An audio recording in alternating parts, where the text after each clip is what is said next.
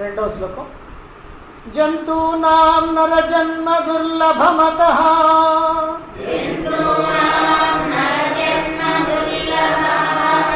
పుంస్త్వం తతో విప్రత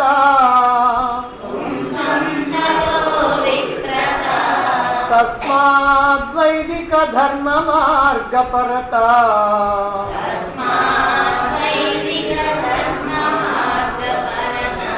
విద్వత్వమస్మాత్ పరం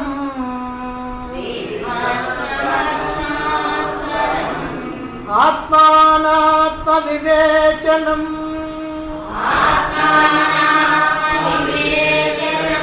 స్వనుభవో బ్రహ్మాత్మనా సంస్థితి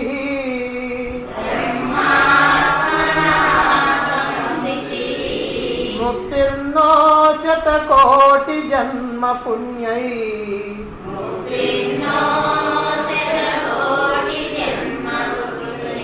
పుణ్యైర్వినా లభ్యతే.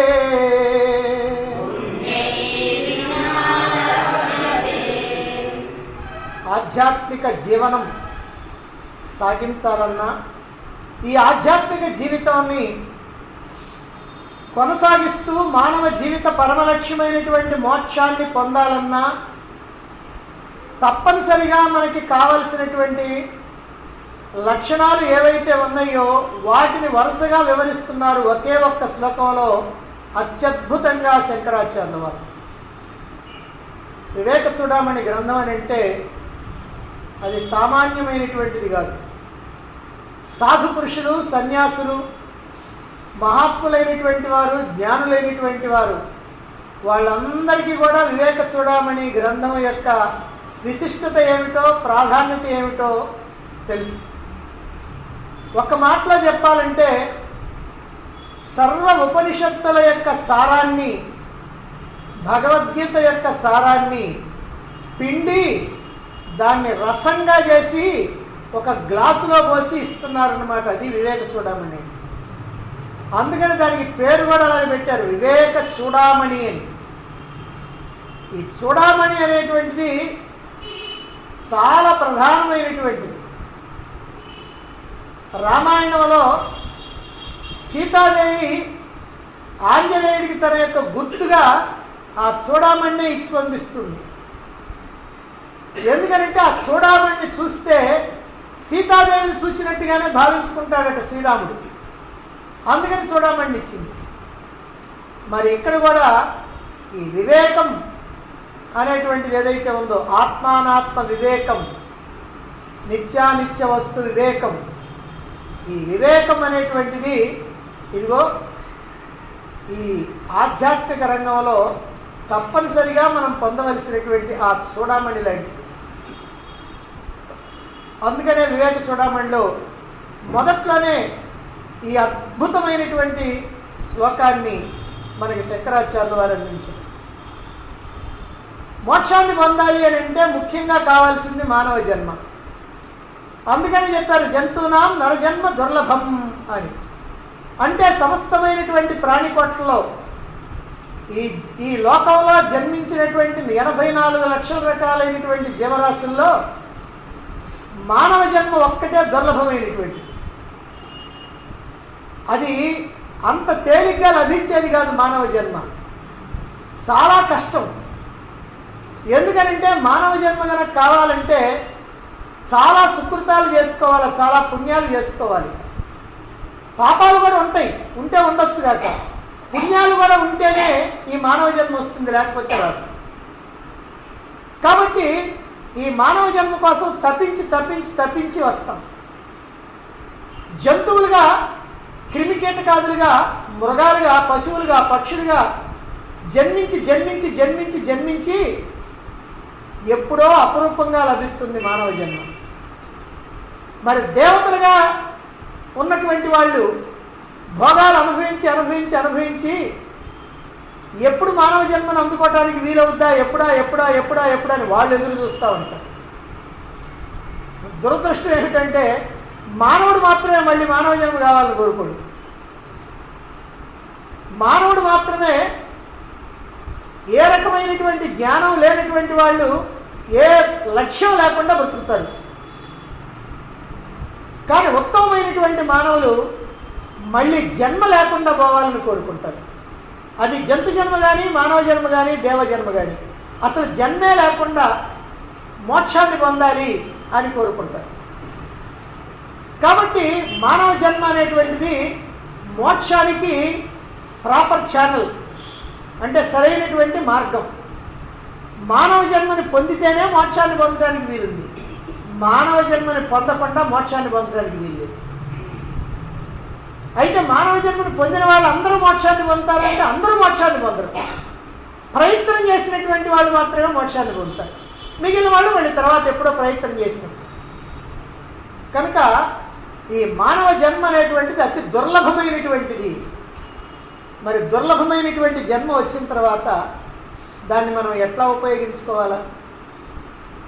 మనకి ఎప్పుడు దొరకనటువంటి వస్తువు కనుక మనకి దొరికితే, లేకపోతే ఎప్పటి నుంచో అనుకుంటూ అనుకుంటూ అనుకుంటూ ఉన్నటువంటి ఆ వస్తువు కనుక మనకి లభిస్తే మనం దాన్ని ఎంత జాగ్రత్తగా అట్టిపెట్టుకుంటాం.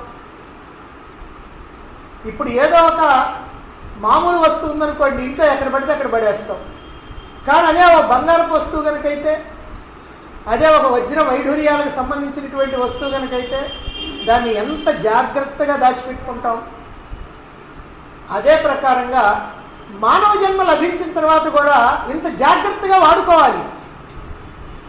మళ్ళీ మళ్ళీ లభించేది కాదు ఈ జన్మ అని తెలుసుకొని ఈ జన్మని సరిగ్గా ఉపయోగించుకోవటం కోసం, సరిగ్గా వినియోగించుకోవటం కోసం ప్రయత్నం చేయాలి.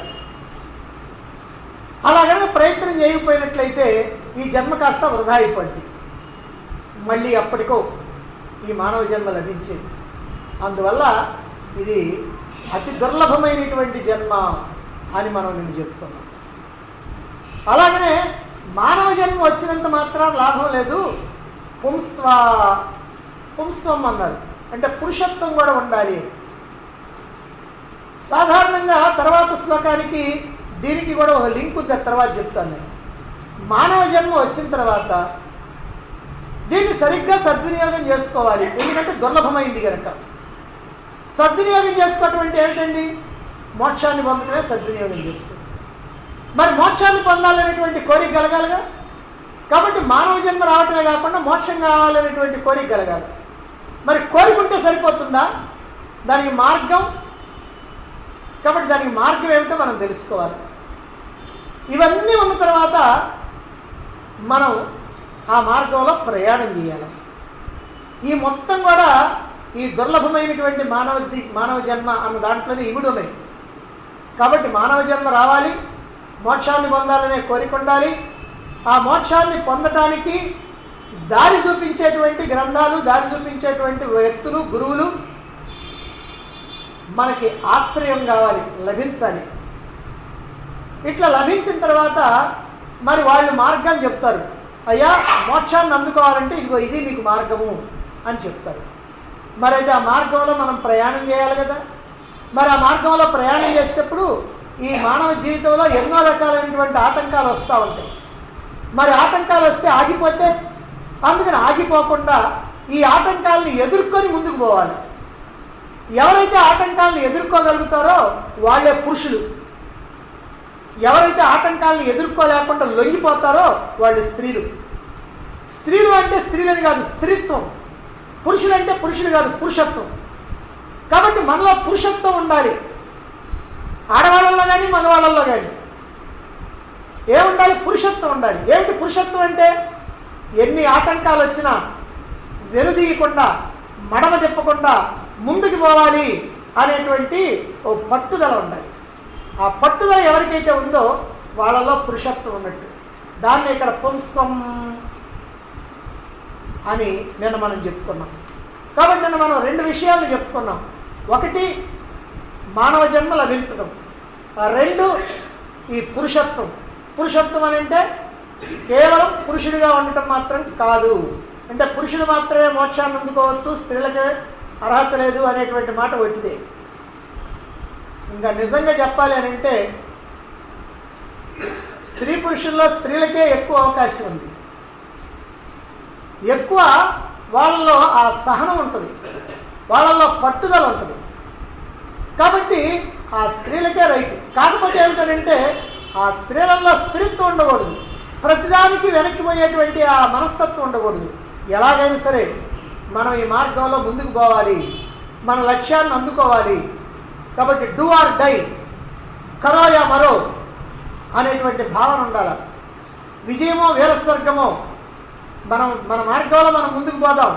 ఏమన్నా కానీ లెట్ హ్యాపెన్ వాట్ హ్యాపెన్స్, ఏమన్నా జరగని మనం మాత్రం వెనుదిరగకూడదు అనేటువంటి ఆ పట్టుదల ఎవరిలో అయితే ఉందో వాళ్ళలో పురుషత్వం ఉన్నది.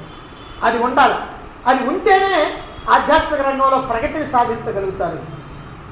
ఇక మూడవది వైదిక ధర్మ మార్గపరత అన్నారు, తత విప్రత అన్నారు. ఇది మూడవది. విప్రత అని అంటే సాధారణంగా విప్రత అని అంటే విప్రుడు, అంటే విప్రుడు కావాలి, అంటే బ్రాహ్మణుడు కావాలి. ఛాందస్సులైనటువంటి వాళ్ళు, పరమ ఛాందస్సులైనటువంటి వాళ్ళు అపార్థం కల్పించినటువంటి పదాల్లో ఇది ఒకటి. ఎంత అపార్థం కలిగించారో చెప్పడానికి వీల్లేదు. ఎందుకంటే మానవ జీవిత పరమార్థమైనటువంటి మోక్షాన్ని పొందడానికి దృఢమైనటువంటి దీక్ష, తెగువతో కూడినటువంటి పుంస్త్వం మాత్రమే కాకుండా విప్రత్వం లభించడం అదృష్టం అని ఇక్కడ చెబితే వాళ్ళు ఏమంటారంటే ఆ ఛాందస్సులు విప్రత్వం అని అంటే బ్రాహ్మణ కులంలో పుట్టాలా, అప్పుడు మాత్రమే వీలవుద్ది.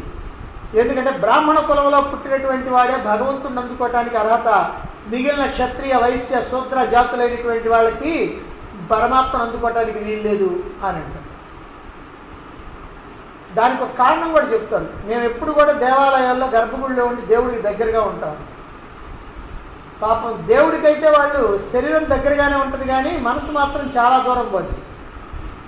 దూరంగా ఉన్నటువంటి వాళ్ళందరికీ కూడా ఎప్పుడెప్పుడు దగ్గరికి పోదామంటే సామాన్యంగా చూడండి, మీరు ఎక్కడైనా కనుక ఈ అభిషేకాలు కానీ పూజలు కానీ జరిగేటప్పుడు బ్రాహ్మణులైనటువంటి వాడిని లోపలికి పిలుస్తారు, మిగిలినటువంటి వాళ్ళందరూ బయట ఉండాలి. వాడు పిచ్చోడు కానీ వెర్రోడు కానీ తెలివిగల్లోడు కానీ తెలివి తక్కువడు కానీ ఎవరైనా సరే వాళ్ళేమో లోపలికి పోవాలి. ఎంత గొప్పగా తెలిసినటువంటి పండితులైనా శాస్త్రవేత్తలైనా ఏమైనా వాడు బయట ఉండాలి. ఈ లోపలికి పోయేవాడు అనుకుంటాడు, లోపలికి పోయి ఆహా మనం దగ్గరగా ఉన్నాము, వాళ్ళందరూ దూరంగా ఉన్నారు, ఆహా వాళ్ళకేమో తెలుసండి, వాళ్ళకేమో అదృష్టం ఉందండి అని వాళ్ళని చూస్తుంటాడు. ఈ లోపలికి పోయి బయట ఉన్నవాడు ఏం చేస్తాడండి, అయ్యో వాళ్ళు లోపలికి పోయారే, వాళ్ళు ఎంత అదృష్టవంతులు, భగవంతుడికి దగ్గరగా ఉన్నారే, మనకు అవకాశం లేకపోయినా మనం కూడా ఎప్పుడు అట్లా దగ్గరగా పోవటానికి వీలవుద్దని వీళ్ళేమో భగవంతుడికి దగ్గరగా పోవాలని ఆలోచన చేస్తారు. వాళ్ళేమో బయటికి పోవటానికి బయట వాళ్ళ గురించి చూస్తుంటారు, వీళ్ళేమో లోపల వాళ్ళ గురించి చూస్తూ ఉంటారు. అది ప్రయోజనం. అందుకని ఇక్కడ ఏమిటనంటే విప్రుడు అని అంటే బ్రాహ్మణ కులంలో పుట్టినటువంటి వాడని మాత్రం కానే కాదు. విప్రత్వం అంటే అది ఏమిటి? ఈ విప్రత్వానికి నిర్వచనాన్ని ఈ ఛాందస్సులు చెప్పినందువల్ల హిందూ మతానికి గొప్ప అపచారం జరిగిపోయింది. పొరపాటునో గ్రహపాటుగానో బ్రాహ్మణుల ఇంట పుట్టడమే మోక్షప్రాప్తికి అర్హత అనేటువంటి అభిప్రాయాన్ని వాళ్ళు ఇతరులకి వ్యక్తం చేస్తూ ఉంటారు. ఎందుకనంటే వాళ్ళ యొక్క గొప్పతనం వాళ్ళకి నిలబట్టడం కోసం. కానీ మోక్షప్రాప్తికి ఆ ఇంట పుట్టడం అనేటువంటిది అర్హత కాదు. మన మనోబుద్ధులకి ఉండవలసినటువంటి ప్రత్యేకమైనటువంటి అర్హత ఏదైతే ఉందో అది విప్రత్వం. మన మనోబుద్ధులకి ఆ విప్రత్వం ఉండాలి, అంతేగాని శరీరానికి కాదు. మానవులను ఎప్పుడు కూడా 3 తరగతులుగా విభజించవచ్చు. ఒకటి జంతు స్వభావం ఉన్నటువంటి వాళ్ళు, రెండవది మానవ స్వభావం ఉన్నటువంటి వాళ్ళు, మూడవది దైవ స్వభావం ఉన్నటువంటి వాళ్ళు. 3 రకాలైనటువంటి మానవులు ఉన్నారు. జంతు స్వభావం ఉన్నటువంటి వాళ్ళు తమోగుణ సంపన్నులు, మానవ స్వభావం ఉన్నటువంటి వాళ్ళు రజోగుణ సంపన్నులు, దైవ స్వభావం ఉన్నటువంటి వాళ్ళు సత్వగుణ సంపన్నులు. ఇప్పుడు ఈ జంతు స్వభావం కలిగినటువంటి వాళ్ళు ఎవరో చూద్దాం. వీళ్ళు అనేకమైనటువంటి కోరికలతో వేగిపోతూ ఉంటారు. ఆలోచనలు అంతగా ఉండవు వాళ్ళకి, కోరికలు మాత్రమే ఉంటాయి. బుద్ధిని అంతగా ఉపయోగించరు. ఇతరులు హింసించైనా సరే తమ ఆనందాన్ని పొందాలి అని అనుకుంటారు. తమ సుఖమే తమకు కావాలి, ఇతరుల సుఖంతో తమకు అవసరం లేదు. తమ సుఖం కోసం ఇతరుల్ని కష్టపెట్టడానికి కూడా సిద్ధంగా ఉంటారు. జంతువుల్లాగా ఆహార, భయ, నిద్ర, మైథునాలు అనేటువంటి 4 లక్షణాలు మాత్రమే ఉంటాయి వాళ్ళకి. అంటే మానవుల్లో జంతువులు అన్నమాట వీళ్ళు. ఏమిటి వాళ్ళ పనులు అంటే ఆహారం అంటే తిండి తింటాం, నిద్ర నిద్రపోవటం, భయ ఎవరు శత్రువులు కనుక ఉంటే వాళ్ళని భయపడతాం, మైథునం ఆడమగ గలవటం, సంతానాన్ని కలవటం. ఈ 4 పనులు. ఈ 4 పనులు జంతువులు కూడా చేస్తాయి. జంతువులకు లక్షణాలు ఈ 4. అవి ఆహారాన్ని సంపాదించుకుంటాయి, అవి నిద్రపోతాయి, అవి సంతానాన్ని కడతాయి, అవి కూడా శత్రువులు వస్తే భయపడతా ఉంటాయి. ఈ 4 కనుక మానవుడికి కూడా కనుకుంటే ఈ మానవుడు జంతువుతో సమానం. అందుకని జంతు స్వభావం కలిగినటువంటి వాళ్ళు అని అంటారు. ఇటువంటి వాళ్ళకి మంచి లేదు, చెడు లేదు, పాపం లేదు, పుణ్యం లేదు, న్యాయం లేదు, అన్యాయం లేదు, దేవుడు లేదు, గీవుడు లేడు, శాస్త్రం లేదు, గేస్త్రం లేదు. తాను మునిగింది గంగ, తాను మెచ్చింది రంభ, తనకి తెలిసింది వేదం, తాను ఒక్కడే తెలియగలిగినటువంటి వాడు. ఎప్పుడు కూడా అశాంతితో జీవిస్తూ ఉంటాడు. ఈ రకమైనటువంటి మనస్తత్వం కలిగినటువంటి వాడు అశాంతితో జీవిస్తాడు. క్షుద్రమైనటువంటి ఆలోచనలు చేస్తూ ఉంటాడు. నిజంగా చెప్పాలంటే క్షుద్రమైనటువంటి ఆలోచనలు మాత్రమే చేస్తూ ఉంటాడు. నీచమైనటువంటి నికృష్టమైనటువంటి పనులు చేస్తూ ఉంటాడు. కోపం, అసూయ, ద్వేషం ఇవన్నీ కూడా అతని యొక్క లక్షణాలు. మనం అరిషడ్వర్గాలు అంటాం. అరి అంటే శత్రువులు, షట్ అంటే 6 శత్రువులు ఉన్నారు మనకి, లోపల ఉన్నారు, బయట కాదు. కామ, క్రోధ, లోభ, మోహ, మద, మాత్సర్య. ఈ 6 నుంచే ఏవైనా వచ్చేది. అందుకని ఇదిగో ఈ లక్షణాలన్నీ ఉన్నటువంటి వాళ్ళు. ఇటువంటి వాళ్ళు జీవిత పరమార్థం ఏమిటో తెలుసుకోరు, తెలుసుకోలేరు, తెలుసుకోవాలని అనుకోరు. జీవితం, మానవ జీవితం ఎందుకు వచ్చింది తెలుసుకుందాం అనేటువంటి ఆలోచన వాళ్ళకు ఉండదు. అసలు అటువైపుకి మళ్ళరు. అటువైపుకి మళ్ళినటువంటి వాళ్ళని ఎగతాళి చేస్తూ ఉంటారు. కాబట్టి ఆధ్యాత్మికంగా ఇలాంటి వాళ్ళు ఎవరైతే ఉన్నారో వాళ్ళకి ఉన్నతమైనటువంటి స్థితి కలిగేటువంటి వీలు లేదు. అందుకని వీళ్ళు ఏమంటారంటే నిరర్ధక జీవులు అని అంటారు. జంతువులతో సమానమైనటువంటి వాళ్ళు నిరర్ధక జీవులు. మానవులుగా అయితే పుట్టారు కానీ ఏమీ ఉపయోగం లేదు. ఇక రెండవ రకం ఉన్నారు. మొదటి వాళ్ళకి జంతు స్వభావం అయితే వీళ్ళకి మానవ స్వభావం. మానవ స్వభావం ప్రధానంగా కలిగినటువంటి వాళ్ళు. వీళ్ళలో రజోగుణం ఎక్కువగా ఉంటుంది. వీళ్ళు లౌకికమైనటువంటి విషయాలకే ఎక్కువగా ప్రాధాన్యం ఇస్తారు. సరైనటువంటి పద్ధతిలో కోరికలు తీర్చుకుంటూ ఉంటారు. అంటే దొంగతనం చేసో లేకపోతే ఎవరినెత్తనని చేయబెట్టో సంపాదించాలని కాకుండా ఏదో మన పనులేవో మనం చేసుకుంటూ, మనం సంపాదించుకుంటూ, మనం ఖర్చు పెట్టుకుంటూ, మనం హాయిగా ఆనందంగా బ్రతుకుదాం అని అనుకుంటూ ఉంటారు అన్నమాట. అలాగే చేతనైనటువంటి మంచిని చేస్తుంటారు. తాము చెడకుండా, తాము నష్టపడకుండా ఇతరులకు ఏదన్నా మేలు కనుక జరుగుతూ ఉంది అని అంటే సరే రైట్ అలాగనే చేద్దామని అంటారు. అంటే తమకు నష్టం కలగకుండా ఇతరులకి లాభం కలిగితే వాళ్ళు సిద్ధం. ఇతరులకు నష్టం కలిగించాలని మాత్రం అనుకోరు. తమకు నష్టం అయితే మాత్రం ఇతరులకు మేలు కూడా వాళ్ళు చేయరు. తమకు నష్టం లేకుండా, కష్టంగా లేకుండా ఉండాలి. ఇది రజోగుణం ప్రబలంగా ఉన్నటువంటి వాళ్ళ యొక్క లక్షణం అన్నమాట. కాబట్టి ఉన్నతమైనటువంటి వాటిని అందుకోవాలని పరుగులు తీస్తూ ఉంటారు. అప్పుడప్పుడు కొంచెం శాంతంగా ఉన్నా ఎప్పుడు కూడా శాంతంగా ఉండరు. ఈ ఏదో ఒక పనిలో ఎప్పుడు నిమగ్నమై ఉంటారు. ఎప్పుడు దేనికోసం పరుగులు తీస్తూ ఉంటారు. వీళ్ళకి మంచి, చెడు, న్యాయం, అన్యాయం అనేటువంటి వాటిని గురించి ఆలోచిస్తారు. ఇది న్యాయమా, ఇది అన్యాయమా, ఇది మంచా, ఇది చెడా, ఇది పుణ్యం, ఇది పాపం అనేటువంటి విషయాల గురించి ఆలోచిస్తారు. ఇక భగవంతుడికి సంబంధించినటువంటి విషయం వస్తే భగవంతుడు ఉన్నాడనేటువంటి విశ్వాసం ఉంటుంది. భగవంతుడికి నమస్కారం చేస్తుంటారు. భగవంతుడికి సంబంధించినటువంటి పూజలు కూడా చేస్తూ ఉంటారు. కొంత పురోభివృద్ధి అంటే ఈ మార్గంలో కూడా నడవగలుగుతూ ఉంటారు. కాబట్టి వీళ్ళు భగవంతుడికి భక్తులుగా కూడా ఉంటారు. అయితే ఎట్లానంటే నిరంతరం మాత్రం కాదు. ఏదో ఇదిగో ఈ పూజ చేస్తే మంచిది, దానివల్ల మనకు ప్రయోజనం కలుగుద్ది లేదా ఇదిగో ఈ పారాయణ చేస్తే బాగుంటుంది అని ఇలాంటి భావాలు కలిగినటువంటి వాళ్ళు. వీళ్ళు మానవ స్వభావం ప్రధానంగా కలిగినటువంటి వాళ్ళు. ఇక మూడో రకమైనటువంటి వాళ్ళు దైవ స్వభావం కలిగినటువంటి వాళ్ళు, అంటే దైవత్వం ఉన్నటువంటి వాళ్ళు. వీళ్ళు సత్వగుణ ప్రధానులు. వీళ్ళలో దైవభక్తి ప్రధానంగా ఉంటుంది. లౌకికమైనటువంటి విషయాల కన్నా వీటికి ప్రాధాన్యత ఇస్తారు. అలాగే లౌకిక విషయాలు అసలు ఏమీ ఉండవని అనుకోబాక. లౌకిక విషయాలు కూడా ఉంటాయి, అవసరం ఎంతవరకు అంతవరకు ఉంటాయి.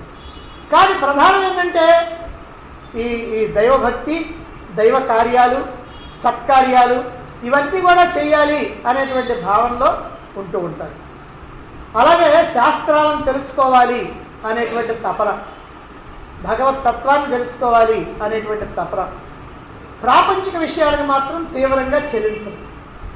ప్రాపంచిక విషయాల్లో ఉన్నప్పటికీ కూడా వాటికి తక్కువ ప్రాధాన్యత ఇచ్చి ఎక్కువ ప్రాధాన్యత భగవత్ సంబంధమైనటువంటి విషయాలకే ఇచ్చేవాడు.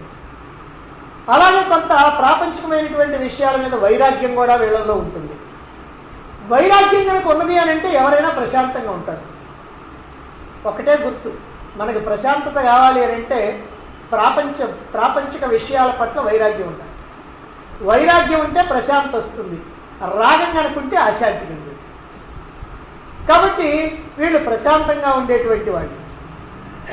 ఇక ఇతరులకి సాయం చేసే విషయంలో తమకు కొంచెం నష్టం కలిగినా కష్టం కలిగినా ఇతరులకు కనుక ప్రయోజనం కలుగుద్దంటే ఆ ప్రయోజనాన్ని నెరవేర్చడం కోసం ప్రయత్నం చేస్తూ ఉంటారు. అంటే కొంత త్యాగబుద్ధి కలిగినటువంటి వాళ్ళు. తమకు నష్టం కలిగినా ఇతరులకి కనుక మంచి జరుగుద్ది అనుకుంటే ఆ మంచి కోసం ప్రయత్నం చేస్తూ ఉంటారు. ఇది ఈ దైవ సంబంధమైనటువంటి గుణం కలిగినటువంటి వాళ్ళు. ఇలాంటి సత్వగుణ ప్రధానమైనటువంటి వాళ్ళు ఇక్కడ ఇప్పుడు చెప్పినటువంటి మూడో రకమైనటువంటి వాళ్ళు ఎవరైతే ఉన్నారో వాళ్ళు విప్రత్వం కలిగినటువంటి వాళ్ళు. తతో విప్రత అన్నారు. ఏమిటయ్యా విప్రత్వం అని అంటే ఈ గుణాలు ఉంటే వాడు విప్రుడు, ఈ గుణాలు లేకపోతే విప్రుడు కాదు. కనుక ఎప్పుడు కూడా డబ్బు, ఇళ్ళు, వాటిళ్ళు, భార్యా బిడ్డలు, వ్యవహారం ఇదంతా చూసుకుంటా దైవం సంగతిని ఏదోలండి ఎప్పుడో అదే పట్టుకుంటే మనకి ఎట్ట కుదురుద్దండి, మనకి ఇది కానీ ముఖ్యం అని అనుకునేటువంటి వాళ్ళు ఉండే. అదిగో అటువంటి వాళ్ళు ఆ ప్రాపంచికమైనటువంటి వ్యవహారాల్లో మునిగి ఉన్నటువంటి వాళ్ళు మానవ స్వభావం రెండో వాళ్ళు. కానీ వీళ్ళు వాటి పట్ల వైరాగ్యం కలిగి దైవ సంబంధమైనటువంటి విషయాలే ప్రధానం అని అనుకునేటువంటి వాళ్ళు ఎవరైతే ఉన్నారో వాళ్ళని విప్రులని. కనుక విప్రులు అని అంటే బ్రాహ్మణులు అని కాదు. విప్రత్వం అని అంటే ఈ రకమైనటువంటి భావన ఉన్నటువంటి వాళ్ళు. ఎవరికైతే ఇలాంటి మనస్తత్వం ఉందో, అంటే విప్రులు ఎవరైతే అయ్యారో, విప్రత్వం ఎవరికైతే ఉందో అటువంటి వాళ్ళు శాస్త్రాలను చక్కగా అవగాహన చేసుకుంటారు. శాస్త్రాలను చెబుతూ ఉంటగానే చక్కగా అర్థం చేసుకునేటువంటి శక్తి వాళ్ళకి వస్తుంది. అలాగనే సాధనలు చేస్తారు. జపం కానీ, ధ్యానం కానీ, ఆత్మవిచారణ కానీ, లేదా శ్రవణ, మనన, నిధిధ్యాసనలు ఇలాంటి సాధనలు ఏవైతే ఉన్నాయో ఆ సాధనలన్నీ కూడా చక్కగా చేయగలుగుతారు. ఆటంకాలు కనుక వస్తే ఎదిరించి ముందుకు పోగలుగుతారు. అందులోనే నిలబడటానికి ప్రయత్నం చేస్తూ ఉంటారు. అట్లాగే వీళ్ళకి మరొక లక్ష్యం ఏమిటంటే పెద్దల్ని, గురువుల్ని, మహాత్ముల్ని గౌరవిస్తూ ఉంటారు, పూజిస్తూ ఉంటారు. సాధారణంగా మన లోకంలో ఎవరైనా ఒక మహాత్ముడు కనుక వచ్చాడని అంటే అక్కడికి పరుగులు తీసుకుంటా పోతాం. ఆయన చూస్తాం, ఆయన చెప్పేటువంటి మాటలు వింటాం, వస్తూ ఉంటాం. కానీ అలా వెళ్ళేటువంటి వాళ్ళు చాలా తక్కువ మందే ఉంటారు. చాలామంది ఏముంది ఆయన తెలిసింది మనకంటే ఎక్కువ తెలుస్తాయండి. అందుకని ఏమిటారంటే అట్లా మహాత్ములు వచ్చినప్పుడు వాళ్ళని కలుసుకోవటం, గురువులు కనుకుంటే వాళ్ళని పూజించడం, అట్లానే పెద్దలు కనుకుంటే పెద్దల్ని గౌరవించడం, వాళ్ళ యొక్క మాటలు వినుకోవటం, ఇలాంటి లక్షణాలన్నీ కూడా ఇదిగో ఈ రకమైనటువంటి వాళ్ళకే ఉంటాయి. అలాగే అణకువ, వినయం, ప్రేమ, భక్తి ఇవన్నీ కూడా వీళ్ళల్లో ఉన్నాయి. ఈ లక్షణాలు కనుక ఎవరిలో అయితే ఉన్నాయో వాళ్ళు ఈ ఆత్మానుభూతి పొందడానికి, బ్రహ్మానుభూతి పొందడానికి, మోక్షాన్ని పొందడానికి అర్హత కలిగినటువంటి వాళ్ళు. కాబట్టి ఈ లక్షణాలన్నీ కూడా అవసరం. అందుకే ఇక్కడ శంకరాచార్యుల వారు అద్భుతంగా విప్రత అని ఒకే ఒక్క మాట చెప్పి ఇదంతా చెబుతున్నారు. ఆయన చెప్పింది ఒక్క మాట విప్రత అన్నారు అంతే. ఆ విప్రత అంటే ఏమిటో మనం సరిగ్గా అర్థం చేసుకోవాలి. కాబట్టి ఈ రకమైనటువంటి లక్షణాలు ఎవరిలో అయితే ఉన్నాయో, అంటే తమకు నష్టం కలిగినా సరే ఇతరులకి సాయం చేయాలనుకునేటువంటి వాళ్ళు, త్యాగం కలిగినటువంటి వాళ్ళు, పెద్దల్ని గురువుల్ని గౌరవించగలిగినటువంటి వాళ్ళు, వేదాంతాన్ని సరిగ్గా అర్థం చేసుకోగలిగినటువంటి వాళ్ళు, సాధనలు చక్కగా చేయగలిగినటువంటి వాళ్ళు, ఇలాంటి లక్షణాలు ఎవరికైతే ఉన్నాయో వాళ్ళందరూ కూడా బ్రహ్మానుభూతిని పొందడానికి అర్హత కలిగినటువంటి వాళ్ళు అవుతారు. ఇలాంటి లక్షణాలు ఎవరికైతే ఉన్నాయో వాళ్ళు గొప్ప అదృష్టవంతులు. మానవుల్లో వాళ్ళని మహాత్ములని ఒప్పుకోవాలి. ఎందుకనంటే ఈ మహాత్ములైనటువంటి వాళ్ళే పరమాత్మ స్థానాన్ని అందుకుంటారు. ఈ మహాత్ములే పరమాత్మగా అవుతారు. అందుకని వీళ్ళు మహాత్ములు, చాలా గొప్పవాళ్ళు. అందుకని ఈ లక్షణాలు ఉండటం అనేటువంటిది చాలా అదృష్టం.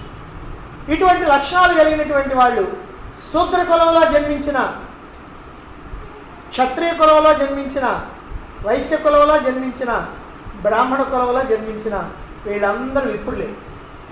ఈ లక్షణాలు లేకపోతే బ్రాహ్మణ కులంలో జన్మించినా వాళ్ళు శూద్రులే, క్షత్రియులుగా జన్మించినా వాళ్ళు శూద్రులే, అలాగే వైశ్యులుగా జన్మించినా వాళ్ళు శూద్రులు. ఎవరైనా సరే ఈ లక్షణాలు ఉంటే వాళ్ళు విప్రులు, ఈ లక్షణాలు లేకపోతే విప్రులకి ఆపోజిట్. కాబట్టి ఈ రకంగా విప్రత అని అంటే ఇలా మనం అర్థం చేసుకోవాలి. ఇది మోక్షాన్ని అందుకోవటానికి కావలసినటువంటి మరొక లక్షణం. ఇక నాలుగవది తస్మాత్ వైదిక ధర్మ మార్గ పరత. వైదిక ధర్మ మార్గ పరత, వైదిక ధర్మ మార్గంలో నడుచుకోవాలి అని. వైదిక అంటే వేద సంబంధమైన అని, అంటే వేదాలు ఏ మార్గం అయితే చూపించినాయో మానవులకి, ఇదిగో ఇలా నడుచుకోండి అని వేదాలు ఏవైతే చెబుతున్నాయో ఆ చెప్పిన మార్గంలో నడుచుకోవాలి. అలా నడుచుకునేటువంటి వాడే ముక్తిని అందుకుంటాడు. అది ఇక్కడ చెబుతుంది. కాబట్టి ముక్తిని అందుకోవాలంటే వేదాలు చూపించినటువంటి మార్గంలో నడుచుకోవాలి అని. మానవ జన్మ, పురుషత్వం అంటే పుంస్వ లక్షణం, విప్రత్వం, ఈ మూడు లభించడం నిజంగా ఒక గొప్ప వరం. అయితే ఈ లక్షణాలు మూడు ఉన్నప్పుడు ఈ లక్షణాలను ఉపయోగించుకొని ముందుకు పోతేనే కదా ప్రయోజనం. పోకుండా నాకు ఈ లక్షణాలు ఉన్నాయిలే అనుకొని అలాగనే కూర్చుంటే ప్రయోజనం లేదు కదా. నా దగ్గర సరైనటువంటి మందు ఉంది కదా అని చెప్పి కూర్చుంటే రోగం తగ్గుద్దా? రోగం తగ్గాలంటే ఈ మందు ఉంటే కాదు, ఆ మందుని కాస్త వేసుకోవాలి. మందు వేసుకుంటేనే రోగం కాస్త తగ్గుద్ది.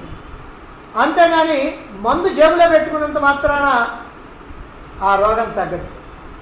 అదే ప్రకారంగా ఇక్కడ మానవ జన్మ లభించి పురుషత్వం, పురుషత్వం అని అంటే ఏ రకమైనటువంటి ఆటంకాలు, ఆధ్యాత్మిక రంగంలో ఉన్నతమైనటువంటి శిఖరాలని అందుకోవాలి అని అంటే మనం చేసేటువంటి సాధనలో ఏ రకమైనటువంటి ఆటంకాలు కలిగినప్పటికీ కూడా ఆటంకాలన్నింటినీ కూడా అధిగమించగలిగేటువంటి శక్తి పురుషత్వం, లేకపోతే స్త్రీత్వం.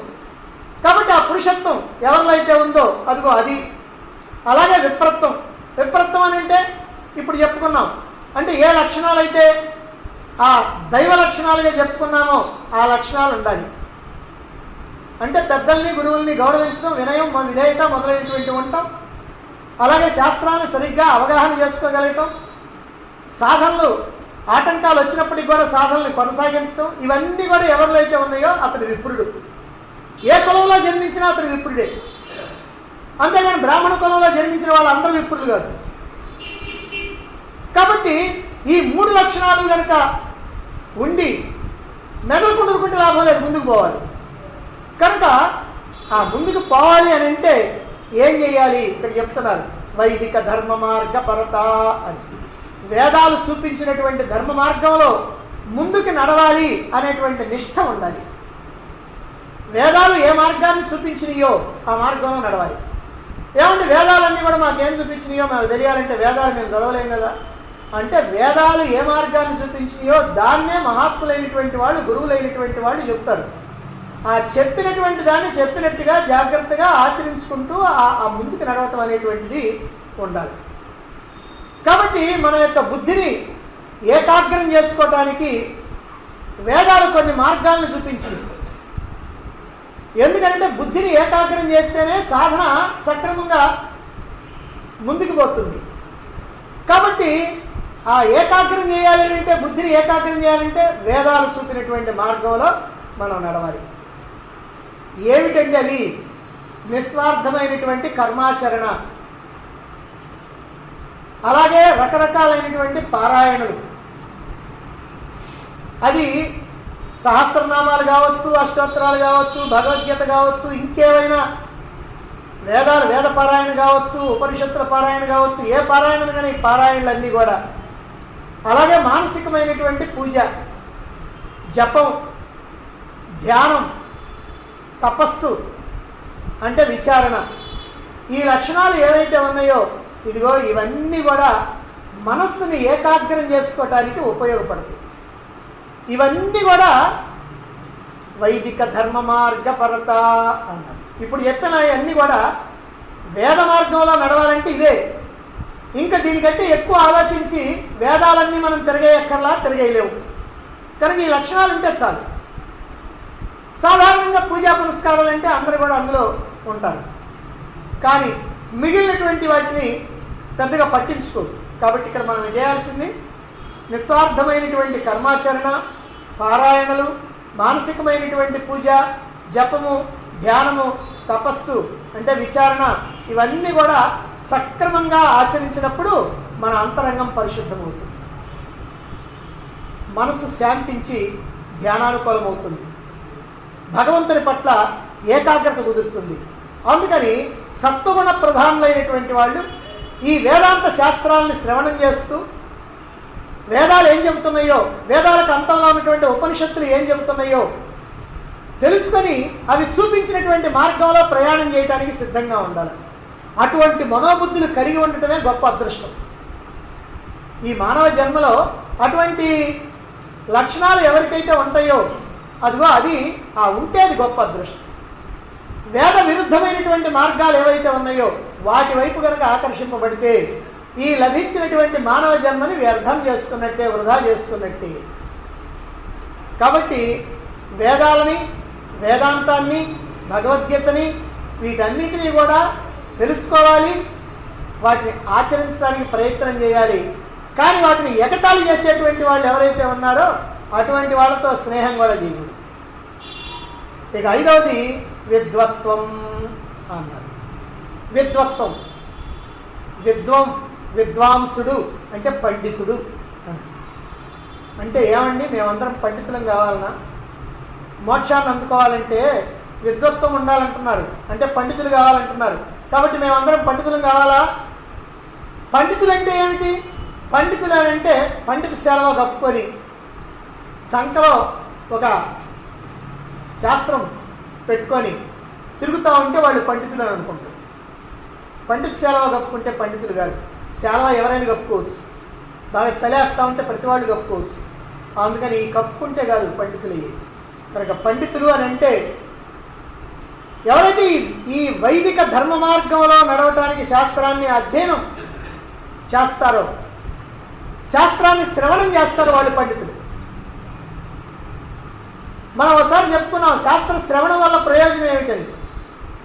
కేవలం శాస్త్ర శ్రవణం వల్లనే మనం అనేకమైనటువంటి జన్మల్ని తప్పించుకుంటున్నాం.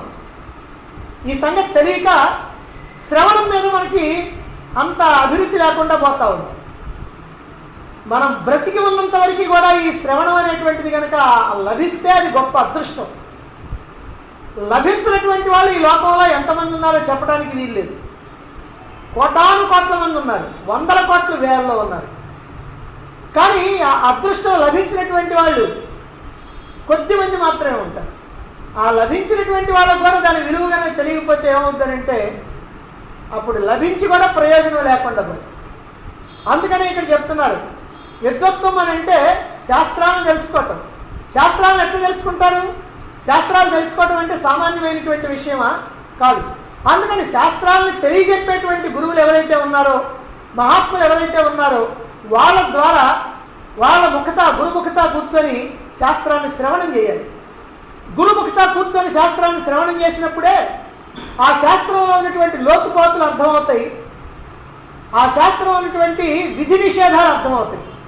విధి నిషేధాలంటే ఎలా చెయ్యాలి, ఎలా చెయ్యకూడదు అనేటువంటి విషయం అర్థమవుతుంది. మనంతా మనంగానే చదువుకుంటే అది అర్థం కాదు. కనుక గురుముఖత. అందుకని నేను ఏకలవ్యుడి యొక్క కథ చెప్పుకునేటప్పుడు చెప్పుకున్నాం. ఏకలవ్యుడు గురుముఖత సాక్షాత్తు గురువు దగ్గర కూర్చొని నేర్చుకోవాలా. ఆయన మట్టి బొమ్మని, ద్రోణాచార్యుడి యొక్క మట్టి బొమ్మను తయారు చేసుకొని ఆయన్నే గురువుగా భావించి సొంతగా నేర్చుకున్నాడు. అందుకని ఆయన వచ్చినటువంటి విద్యని దుర్వినియోగం చేశాడు. కాబట్టి ఇక్కడ మనకు కూడా ఏమిటంటే ఈ శాస్త్రాలు తెలుసుకోవాలి అంటే దాన్ని శాస్త్రాన్ని శ్రవణం ద్వారా తెలుసుకోవాలి. మహాత్ములైనటువంటి వాళ్ళు, గురువులైనటువంటి వాళ్ళు ఆ శాస్త్రాన్ని చక్కగా మనకి చెప్పగలిగినటువంటి వాళ్ళు ఎవరైనా కనుక ఉన్నప్పుడు వాళ్ళ దగ్గర కూర్చొని మనం శాస్త్రాన్ని శ్రవణం చేయాలి. అలా శ్రవణం చేస్తే అందులో ఉన్నటువంటి విషయాలన్నీ కూడా మనకి బాగా వంట పడతాయి. అలా వంట పడితే మనం పండితులు అవుతాం. పండితులు అని అంటే వాళ్ళకి వీళ్ళకి సలహాలు చెప్పేవాళ్ళని కాదు, నీకు కావాల్సిందేదో నువ్వు తెలుసుకోవాలా, అది పండితులు. ఇతరులకు సలహా చెప్తే ప్రయోజనం లేదు. చెప్పొచ్చు, నీకు తెలిస్తే అవతలానికి తెలియకపోతే చెప్పొచ్చు, కానీ వాళ్ళు దానికన్నా కూడా ముందు నీకు తెలియాలి. ఎందుకంటే నువ్వు ఆచరించడానికి తెలియాలి. కాబట్టి ఆ ప్రకారంగా ఈ వైదిక ధర్మ మార్గంలో నడవటానికి కావలసినటువంటి జ్ఞానాన్ని అందుకుంటే అటువంటి వాడు పండితుడు. శాస్త్రంలో సూచించినటువంటి పదాల యొక్క నిగూఢమైనటువంటి అర్థాన్ని సునిశ్చితమైనటువంటి బుద్ధితో గ్రహించడమే పాండిత్యం. బుద్ధి కాస్త మందంగా ఉందనుకోండి, ఆ అర్థాన్ని మనం సరిగ్గా తెలుసుకోము. ఎందుకనంటే ప్రతిదానికి కూడా లక్ష్యార్థం, వాచ్యార్థం అని ఉంటాయి. వాచ్యార్థం అంటే పై అర్థం, లక్ష్యార్థం అంటే అసలైనటువంటి అర్థం. ఆ అసలైనటువంటి అర్థాన్ని తెలుసుకోవాలి. ఏ అర్థంతో ఈ పదాన్ని మహాత్ములైనటువంటి వాళ్ళు ఇక్కడ ఈ శాస్త్రంలో పెట్టారు అని ఆ అర్థాన్ని తెలుసుకోవాలి, ఆ లక్ష్యార్థాన్ని తెలుసుకోవాలి. అదిగో అలా తెలుసుకుంటేనే వాళ్ళు పాండిత్యం ఉన్నట్టు. ఇదే పాండిత్యం అని అంటే అసలైనటువంటి అర్థాలు తెలుసుకోవటమే పాండిత్యం. అంతేగాని పాండిత్యం అంటే గొప్ప కవిత్వాన్ని రాస్తే పాండిత్యం కాదు. కవులందరూ కూడా పండితులు కాదు. పండితుడు అని అంటే చాలా గొప్ప అర్థం ఉంది దాంట్లో. అందుకని ఇక్కడ ఈ పాండిత్యం అనేటువంటి దాన్ని మన యొక్క అవసరాల కోసం, మన యొక్క ఆధ్యాత్మిక మార్గంలో ముందుకు నడవటానికి ఏం కావాలో అదిగో దాన్ని తెలుసుకొని ముందుకు నడవటానికి ప్రయత్నం చేయాలి. ఇటువంటి సునిశ్చితమైనటువంటి బుద్ధి కనుక మనకు లేకపోతే, శాస్త్రాల్లో చెప్పినటువంటి నిగూఢమైనటువంటి అర్థాలను తెలుసుకునేటువంటి సునిశ్చితమైనటువంటి బుద్ధి కనుక మనకు లేకపోయినట్లయితే సాధనలో విజయం సిద్ధించదు. నీకు సాధన చేస్తూ ఉంటావు, కానీ దాని యొక్క ప్రయోజనం పొందాల్సినటువంటి ప్రయోజనాన్ని పొందరు. ఎందుకనంటే అన్ని అనుమానాలు వస్తుంది. ఏమంటే కూర్చొని ధ్యానం చేయమన్నారు అనగానే ఆ ఒక్క మాట విన్నావు, వెళ్ళావు. కూర్చొని అన్నారు కదా, ఎక్కడ కూర్చోవాలా, నేల మీద కూర్చోవాలా, మంచం మీద కూర్చోవాలా, కుర్చీ మీద కూర్చోవాలా, బెంచ్ మీద కూర్చోవాలా, మేడ మీద కూర్చోవాలా, అనుమానం వస్తుంది. అందుకని ఏంటంటే ఈ అనుమానాలు, సందేహాలు ఇవన్నీ రాకుండా ఉండాలంటే సంపూర్ణంగా శాస్త్రాన్ని అవగాహన చేసుకోవాలి. అందుకనే స్వయంగా శాస్త్రాలని వినాలి, తెలుసుకోవాలి, విశ్లేషణ చేయగలగాలి. ఇది నిశ్చితమైనటువంటి బుద్ధి. మనమే విచారణ చేసి, విశ్లేషణ చేసి అందులో ఉన్నటువంటి భావాలను తెలుసుకోగలగాలి. అప్పుడే అన్ని సంశయాలు కూడా నివృత్తి అవుతాయి. ఆధ్యాత్మిక రంగంలో ముందుకు పోగలుగుతాం. ఆత్మానుభూతిని పొందడానికి ఇది కూడా మరొక లక్షణం. ఈ ప్రకారంగా ఇప్పుడు మనం 5 లక్షణాలు చెప్పుకున్నాం. 1 నరజన్మ, 2 పుంస్వం పురుషత్వం, 3వది విప్రత్వం, 4వది వైదిక ధర్మ మార్గంలో నడవటం, 5వది పాండిత్యం. ఇక 6వది ఆత్మానాత్మ వివేచనం అన్నాడు. ఆత్మానాత్మ వివేచనం ఈ విషయం మనకు బాగా తెలుసు. మోక్షాన్ని అందుకోవాలి అనుకున్నటువంటి వాడికి కావాల్సింది ఇదే, ఆత్మానాత్మ వివేచనం. ఇంకా చెప్పాలంటే, కరెక్ట్గా చెప్పాలంటే ఆత్మని అనాత్మని విడగొట్టడం, క్షేత్రాన్ని క్షేత్రజ్ఞుడిని విడగొట్టడం, ఇది కావాలి. ఇది గనక శాత అయితే వాడు మోక్షాన్ని అందుకోవడానికి దగ్గరకు వచ్చినట్టే. మనం ఊరికినే తెలుసుకొని ఆ విడగొట్టడం కనుక లేకపోయినట్లయితే అప్పుడు ప్రయోజనం లేదు. తెలుసుకొని విడగొట్టడం కూడా చేతనైతే ప్రతి సందర్భంలో కూడా ఇది నిత్యమా అనిత్యమా, ఇది ఆత్మ ఇది అనాత్మ, ఇది నాకు కావాల్సిందా ఇది అక్కర్లేదా అనేటువంటిది ఆ విడగొట్టడం అనేటువంటిది కనుక తెలిస్తే అదిగో అటువంటి వాడు చక్కగా ముందుకు వెళ్ళినట్టు. అందువల్ల ఈ శాస్త్ర జ్ఞానం వల్ల, ఈ శాస్త్ర వివేచన వల్ల, ఈ శాస్త్రాన్ని విచారణ చేయటం వల్ల మనకి నిత్యానిత్య వస్తు వివేకం అనేటువంటిది, ఆత్మానాత్మ వివేకం అనేటువంటిది కలుగుతుంది. కాబట్టి ఆత్మానాత్మ వివేకం అనేటువంటిది కలగాలి. అయితే ఏమిటండి ఆత్మానాత్మ వివేకం? నిత్యానిత్య వస్తు వివేకం అన్నా ఆత్మానాత్మ వివేకం అన్న ఒకటి. ఎందుకంటే ఆత్మ అంటే నిత్యమైంది, అనాత్మ అంటే అనిత్యమైంది. నిత్యమైంది ఏమిటి? నిత్య వస్తువేకం బ్రహ్మ, తద్వ్యతిరిక్తం సర్వం అనిత్యం. నిత్యమైనటువంటి వస్తువు పరమాత్మ, దానికంటే వేరే అన్నీ కూడా అనిత్యమైనటువంటివి. ఏమైనా చూడండి, ఇప్పుడు మనం అందరం ఈ రూపాలతో ఇక్కడ ఉన్నాం. ఇంకా కొన్ని సంవత్సరాలు పోయిన తర్వాత 50 ఏళ్ళు 60 ఏళ్ళు పోయిన తర్వాత ఉంటారా?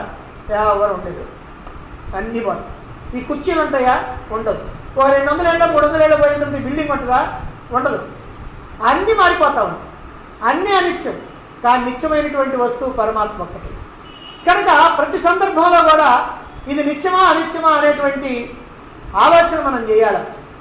నిత్యమా అనిత్యమా అనేటువంటి ఆలోచన ఎందుకు చేయాలంటే, అలా ఆలోచన చేస్తే నిత్యమైనటువంటి వస్తువుని పట్టుకుంటావు, అనిత్యమైనటువంటి వస్తువుని వదిలిపెడతావు. అనిత్యమైనటువంటి వస్తువు మీద నీకు వైముఖ్యం కలగటమే వైరాగ్యం, వైరాగ్యం కలిగితే శాంతి. కాబట్టి ఈ ఈ మానసికమైనటువంటి ప్రశాంతి అనేటువంటిది ఈ ఆత్మానాత్మ వివేచనం ద్వారా మనకు లభిస్తుంది. అందువల్ల ఈ అనిత్యమైనటువంటి వస్తువుల ద్వారా అనిత్యమైనటువంటి ఆనందం వస్తుంది, నిత్యమైన వస్తువు ద్వారా నిత్యమైనటువంటి ఆనందం వస్తుంది అని మనం తెలుసుకున్నప్పుడు నిత్యానందమే మనకు కావాలి, కానీ అనిత్యానందం కాదు. ఇవాళ నవ్వుతా ఉంటే రేపు ఏడుస్తూ ఉంటే ఏం ప్రయోజనం? రోజు నవ్వుతా ఉండేటట్టు కావాలా. ప్రతివాడి కోరిక ఇదే. ఎప్పుడన్నా ఎవరికన్నా కాస్త నేను బాగా ఏడిస్తే చాలు అని అనుకుంటాడు ఎవడన్నా? నాకు కష్టం వస్తే బాగుంటుంది అని ఎవడన్నా అనుకుంటాడా? ఎవరు అనుకోరు. ఎప్పుడు సుఖమే కావాలనుకుంటారు, ఎప్పుడు ఆనందమే కావాలనుకుంటారు. కనుక మనకు కావాల్సింది నిత్యమైనటువంటి ఆనందం. నిత్యమైనటువంటి ఆనందం కావాలంటే నిత్యమైన వస్తువుని పట్టుకోవాలి. మనం ఏం చేస్తున్నాం? అనిత్యమైన వస్తువులు పట్టుకొని నిత్యమైన ఆనందాన్ని కావాలనుకుంటున్నాం. అనిత్యమైన వస్తువులు పట్టుకుంటే అనిత్యానందమే కానీ నిత్యానందం రాదు. అందుకని ఇక్కడ నిత్యమైనటువంటి వస్తువేది, అనిత్యమైనటువంటి వస్తువేది, ఆత్మ ఏది, అనాత్మ ఏది అనేటువంటి విచారణ, వివేచన ఇవి చేస్తూ ఉండాలి. ఎప్పుడైతే ఇలా చేస్తాడో ఆ అనిత్యమైనటువంటి వస్తువుల పట్ల, ఆ అనాత్మ వస్తువుల పట్ల వైముఖ్యం కలుగుద్ది, వైరాగ్యం కలుగుద్ది. దాంతో ఆ వైరాగ్యం వల్ల మనసుకి ఏకాగ్రత, ప్రశాంతత ఇవన్నీ కలుగుతాయి. ఎప్పుడైతే మనసుకు ప్రశాంతత కలిగిందో అప్పుడే పరమాత్మకి దగ్గర కావటం జరుగుతుంది. అలా పరమాత్మకి దగ్గరై చివరికి ఆ పరమాత్మ నేనే అనేటువంటి స్థితికి చేరుకోవటం జరుగుతుంది. కాబట్టి అది ఆత్మోహం, పరమాత్మోహం, బ్రహ్మోహం, అహం బ్రహ్మాస్మి అనేటువంటి ఆ భావాల్లో నిలవటం జరుగుతుంది. కాబట్టి ఈ ప్రకారంగా ఈ ఆత్మానాత్మ వివేచనం అనేటువంటిది కూడా ఉంటుంది. అయితే ఇప్పుడు ఆత్మానాత్మ వివేచనం వరకు అన్నీ కూడా ఏమిటనంటే సాధనలు. ఈ సాధనల్లో చివరిది ఏంటంటే స్వనుభవో అన్నారు. ఆత్మానాత్మ వివేచనం స్వనుభవో. స్వనుభవం అంటే స్వానుభవం. నేను ఆత్మనని మనం శాస్త్రం ద్వారా తెలుసుకుంటాం. గురువు చెప్తాడు, శాస్త్రం చెప్తుంది, తెలుసుకుంటాం. ఏమని? నేను ఆత్మనని. కానీ ఆత్మగా ఉంటామా? ఉండం. కాబట్టి ఆత్మను తెలుసుకున్నంత మాత్రం ఆత్మ కావట్లా, ఆత్మగానే ఉంటున్నాం. మరి ఆత్మను తెలుసుకుని ఆత్మగా ఉంటే అప్పుడు అది అనుభవం అయినట్టు. కాబట్టి అనుభవం కావాలి అని అంటే ఈ పరోక్ష జ్ఞానం కాదు, అపరోక్ష జ్ఞానం కావాలి. అంటే శాస్త్రం తెలుసుకోవటం, గురువు ద్వారా వినటం, మనం విచారణ చేయటం, ఇదంతా పరోక్ష జ్ఞానం. ఈ పరోక్ష జ్ఞానం ఏదైతే ఉందో అది ఆత్మను తెలుసుకోవటానికి ఉపయోగపడుతుంది. కానీ ఆ ఆత్మను అనేటువంటి అనుభవంలో కనుక ఉండాలి అని అంటే అది స్వానుభవం కావాలి, అది అపరోక్ష జ్ఞానం కావాలి. అప్పుడే అది స్వానుభవం అవుతుంది. అంటే నేను ఆత్మని, ఆత్మ యొక్క లక్షణాలన్నీ తెలిసిన తర్వాత, బ్రహ్మము యొక్క లక్షణాలను తెలిసిన తర్వాత నేను బ్రహ్మముని అని తెలుసుకొని అలా బ్రహ్మముగా ఉండటానికి ప్రయత్నం చేయాలి. ఇది కూడా సాధనే, బ్రహ్మముగా ఉండటానికి ప్రయత్నం. బ్రహ్మముగా ఉండటం అంటే ఏమిటండి? ఇప్పుడు మనకి సంతోషం వచ్చింది, ఏడుపు వచ్చింది. అంటే ఎందుకు వస్తుంది? ఏదో ప్రాపంచికమైనటువంటి వ్యవహారంలో మనకు అనుకున్నది జరిగితే సంతోషం, అనుకున్నది జరగకపోతేనేమో ఏడుపు. ఇప్పుడు ఏడుపు వచ్చింది అనుకోండి, అబ్బా నాకు ఎంత బాధ అండి, వాళ్ళు చెప్పడానికి వీల్లేదండి అని 10 మందితో చెప్పుకున్నావు అనుకోండి, ఇదంతా సాధారణం. అప్పుడు నువ్వు ఎవరివన్నమాట? నువ్వు ఆత్మ, అనాత్మ, అనాత్మ.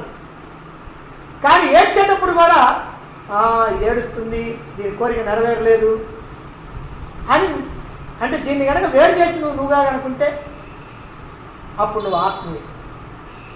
అంటే నేను ఆత్మని అంటే నేను అంటే ఈ దేహం కాదు, నేను అంటే నేను. మరి ఇది ఏడుస్తూ ఉంటుంది, నవ్వుతూ ఉంటుంది, ఏదో ఒకటి చేస్తూ ఉంటుంది. కాబట్టి దీన్ని కనుక వేరు చేస్తే, దీన్ని కనుక సాక్షిగా కనుక చూడగలిగినట్లయితే, ఎవరు చూడాలి? నేను, నీవు. నువ్వు కనుక దీన్ని సాక్షిగా చూడగలిగినట్లయితే నువ్వు ఆత్మగా ఉంటావు, ఇదేమో అనాత్మగా ఉంటుంది. అనాత్మేమో ఏడుస్తుంది, నవ్వుద్ది, అన్నీ చేస్తావు. నువ్వు ఏమి చేయవు, కేవలంగా ఉంటావు. ఆ కేవలంగా నువ్వు ఉండటమే ఆత్మగా ఉంటావు, కేవలంగా ఉండటమే కైవల్యం, అదే మోక్షం. కాబట్టి ఇలా ఆత్మగా అలా ఉండిపోవటానికి ప్రయత్నించాలి. స్వనుభవం. ఇక చివరిది బ్రహ్మాత్మనా సంస్థితి. ఇలా తాను ఆత్మనని గ్రహించిన తర్వాత తన యొక్క స్వరూపం ఈ దేహము, ఇంద్రియాలు, మనస్సు, బుద్ధి కాదు, సర్వత్రా ఉన్నటువంటి సూక్ష్మాతి సూక్ష్మమైనటువంటి పరమాత్మ, స్వయం ప్రకాశమైనటువంటి పరమాత్మ, అకర్త అభోక్త అయినటువంటి పరమాత్మ అని అలా ఆ పరమాత్మగా అట్లా గనక ఉండిపోయినట్లయితే అది బ్రహ్మాత్మనా సంస్థి. బ్రహ్మ ఆత్మ అంటే, ఆత్మ అంటే ఇక్కడ నేను, బ్రహ్మమే నేను బ్రహ్మమును అనేటువంటి స్థితిలో అలా ఉండిపోవడం. అలా గనక ఉండిపోతే అదే సర్వకర్మ బంధనాల నుంచి విముక్తి, అదే మోక్షం, అదే జీవన్ముక్తి. ఇలా మానవుడు మహాత్ముడుగా, జీవుడు దేవుడుగా, నరుడు నారాయణుడిగా తనను తాను తెలుసుకొని తానుగా ఉండిపోవటానికి ఈ లక్షణాలన్నీ వరుసగా మనకి ఉపయోగపడతాయి. ఇక చివరిలో ఏం చెప్పారు? ముక్తిర్నో శతకోటి జన్మ సుకృతై పుణ్యైర్వినా లభ్యతే. శతకోటి జన్మ సుకృతై పుణ్యై వినా, శతకోటి జన్మల సుకృతాలు పుణ్యాలు ఉంటే తప్ప మోక్షం లేదు. కాబట్టి ఇదంతా మనకి ఎప్పుడు సాధ్యమవుతుంది అంటే ఎన్నో జన్మల సుకృతం ఉండాలి. నిజంగా ఒక్కసారి జాగ్రత్తగా ప్రపంచాన్ని మీరు పరిశీలన చేశారనుకోండి, ఎవరినో మహాత్ముడు కనుక ఉపన్యాసం చెప్తా ఉంటే, ఎవరినో స్వామీజీ కనుక వస్తే గుంపులుగా మనం అందరం పోతాం, ఆయన దర్శించుకుంటాం, నమస్కారం పెడతాం, ఆయన చెప్పినటువంటి మాట్లాడతాం, వచ్చేస్తాం, అందరితో అయిపోయింది. మళ్ళీ తర్వాత 4 ఏళ్ళకో 5 ఏళ్ళకో 10 ఏళ్ళకో ఇంకోళ్ళు ఎవరైనా వచ్చారనుకోండి, అప్పుడు వెళ్తాం, అప్పుడు అట్టే చేస్తాం, వస్తాం. వీళ్ళు ఎక్కువ సుకృతం చేసుకున్నటువంటి వాళ్ళు కాదు. మరి ఎవరు ఎక్కువ సుకృతం చేసుకున్నటువంటి వాళ్ళు అంటే, ఎక్కువ జన్మలు. ఎక్కువ జన్మలు అంటే వందల వేల లక్షల జన్మలు కూడా. అంత సుకృతం చేసుకున్నటువంటి వాళ్ళు ఎవరంటే దీంట్లో స్థిరంగా నిలబడేటువంటి. ఇప్పుడు మీరంతా కూడా ఈ జ్ఞానాన్ని అందుకోవటానికి సంవత్సరాలు ఇందులో నిలబడిపోతున్నారనంటే, అప్పుడు ఎన్ని వందల వేల లక్షల జన్మలు సుకృతం చేసుకుంటే, ఎంత పుణ్యం చేసుకుంటే వస్తుంది మానవ జన్మ. మానవ జన్మ రావడానికి అంత పుణ్యం చేసుకోవాలంటే, మానవ జన్మ రావటమే కాకుండా ఆ జన్మలో మనం మోక్షాన్ని అందుకోవాలి అనేటువంటి ఒక ఆలోచన పుట్టింది మొత్తం మీద. ఎప్పుడన్నా కానీ ఆ కోరిక అనేటువంటిది కలిగింది. ఆ మార్గంలో మనం ప్రయాణం చేయడానికి శాస్త్రాలు తెలుసుకుంటా ఉన్నాం, అలాగే చేతనైనటువంటి సాధనలు చేస్తూ ఉన్నాం. కొంతమంది ఎక్కువగా చేయొచ్చు, కొంతమంది తక్కువ చేయొచ్చు, మొత్తం మీద సాధనలు చేస్తూ ఉంటాం. కాబట్టి ఈ ప్రకారంగా ఈ మార్గంలో మనం ఉన్నామనంటే దేనివల్ల? కోటాను కోట్ల జన్మల యొక్క సుకృతాలు పుణ్యాలు అవన్నీ చేసుకోవటం వల్లనే. అలా ఉంటేనే మోక్షం అనేది సాధించడానికి వీలవుతుంది, లేకపోతే మోక్షం సాధించడానికి వీలు లేదు. కాబట్టి మనం ఒక్కసారి జాగ్రత్తగా మనల్ని మనం కనుక వెనక్కి తిరిగి చూసుకున్నట్లయితే మనకు తెలుస్తుంది అనమాట, అనేక జన్మల సుకృతం చేసుకున్నాం. లేదు, ఎవరైతే జారిపోయారో, ఎవరైతే ఇందులో నుంచి పడిపోయారో, దీంట్లో నుంచి మామూలు లౌకికమైనటువంటి వ్యవహారంలో ఉండిపోయారో వాళ్ళకి తెలుస్తుంది, మనం అంత బాగా ఎక్కువ చేసుకోలేదు. అయితే ఆ ఎక్కువ చేసుకున్నామా చేసుకోలేదు అనేది మనకి ఇప్పుడు ఉన్నటువంటి ఆ స్థితిని బట్టి మనకి నిర్ణయం.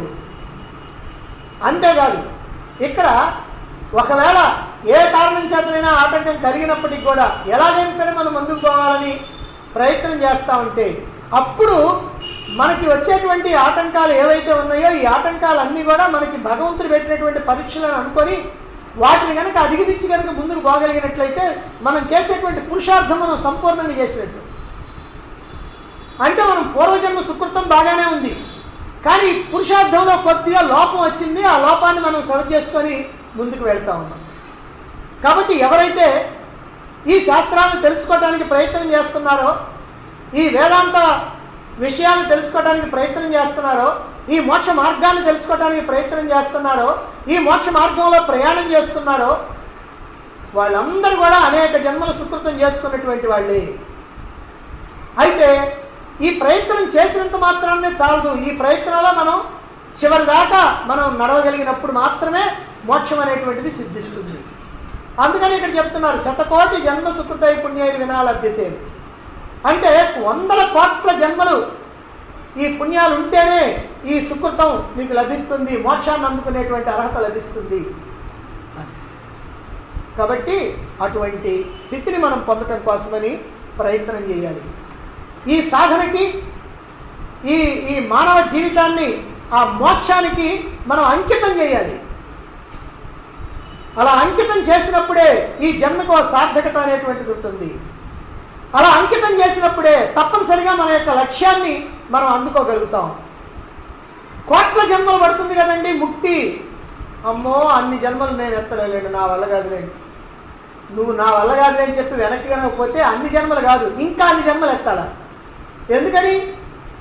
మోక్షాన్ని అందుకోవటం నాకు కష్టము, ఇన్ని జన్మలు నేను ఎత్తలేనండి అని నువ్వు మానుకుంటే జన్మలు నీ ఇష్టం ఆ ఎత్తడానికి ఎత్తకపోవడానికి. నువ్వు ఎలా ఎత్తుతా ఉండాల్సింది. నీ దగ్గర సంచిత కర్మలు ఉన్నాయి కదా, లోపల పెద్ద పెద్ద మూటలు, కొండలు పర్వతాలు ఉన్నట్టుగా వాటి కోసం జన్మలు ఎత్తుతా ఉండాల్సిందే. ఎప్పుడైతే నువ్వు ఈ మార్గంలో నడుస్తావో, ఒక్క అడుగైనా ముందుకు వేస్తావో అప్పుడే ఆ జన్మలు తగ్గిపోతాయి. అంతేగాని అబ్బా నేను మాత్రం వేయలేనండి, నా వల్ల నేను ఇటుపక్కే పోతానంటే పోయిన కొద్దీ పెరుగుతానే ఉంటాను. కాబట్టి మనం ఎంతసేపటికి కూడా మానవ జీవిత పరమలక్ష్యమైనటువంటి మోక్షాన్ని అందుకోవటం కోసమే ప్రయత్నం చేయాలి. అలా ప్రయత్నం చేసినప్పుడు మాత్రమే ఈ జీవితం సార్థకమవుతుంది, జన్మలు తగ్గిపోతాయి, మోక్షాన్ని అందుకోవటం జరుగుతుంది. దాంతో జన్మరాహిత్యం, దాంతో శాశ్వతానందం, దాంతో పరమాత్మ స్థితి.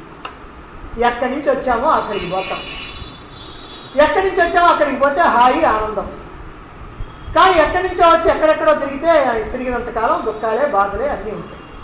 కాబట్టి ఆ స్థితిని మనం అందుకోవాలి.